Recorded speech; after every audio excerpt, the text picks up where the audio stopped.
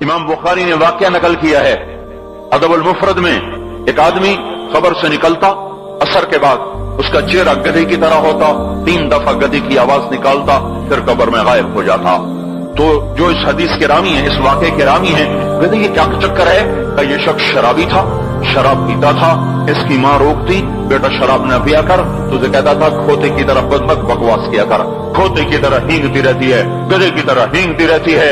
जब ये मरा, जिस दिन से मरा है ये इसके साथ हो रहा है, कब्र फटती है, ये निकलता है और गधे के चेहरे के साथ 3 आवाजें निकालकर फिर कब्र में दाखिल हो जाता है। तो मेरे भाइयों, अक्सर नौजवान बैठे हो, आज बदकिस्मती है, आज के स्कूल वो इल्म नहीं सिखा रहे, वो तो पैसे कमा रहे हैं, वो 2 जमा 2 4 सिखा रहे हैं। कौन बताता है माँ किसे कहते हैं? कौन बताता है बाप क्या है?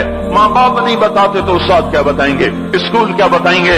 हमारी बदकिस्मती है कि हमारी नस्ल केबल में मुब्तला हो गई और वो डिश में फंस गए और वो इंटरनेट में फंस गए।